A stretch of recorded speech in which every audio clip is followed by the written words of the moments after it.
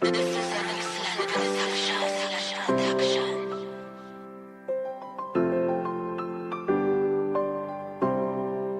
rato,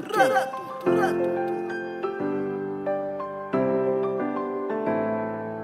La la la la la la. Fanavadiko imbito alony lelako videny awendao tsika vandao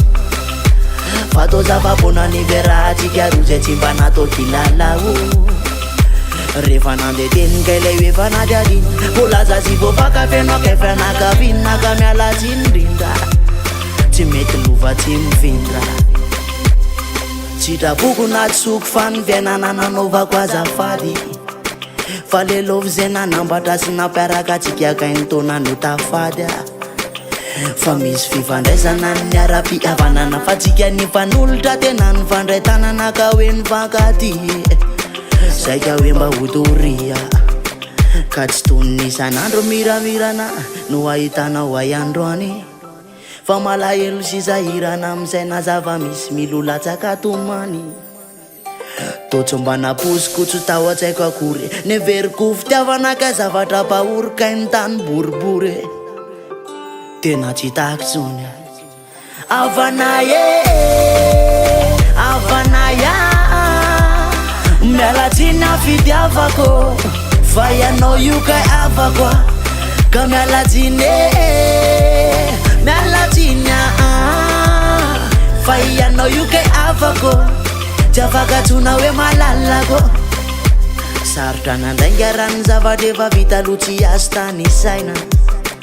fa to miarake ny vonana atoandro na arivanako hoe vo maraina le hoe tsika piavana to tsy napozina fa nafaty analazaiko fa hoe pozina saika atapitra ny aiko nevenao le nantenaiko fa tokana tsy lavina raveriko etondray fa tena mialatsiny fa tsy mba fantatray le raha ifandraisana fa ranorarakiny sarotra ny anadiny fa tsy maintsy etereny tsy maintsy misaraka fa tena za mitena tsikakay raha avako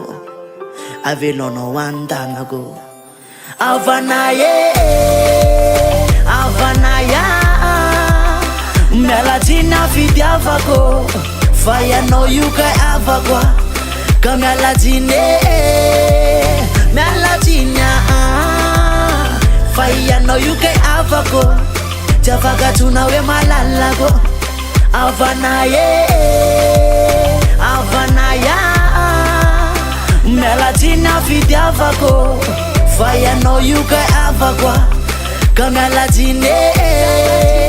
mialatsiny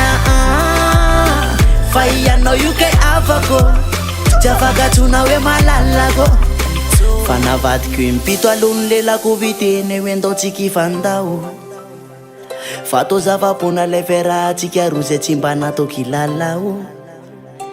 rehefa nandeha teny kailay efa nady adina volaza sy voafaka fenao kaefa nakavinaka mialatsy indrindra tsy mety lova tsy mifindra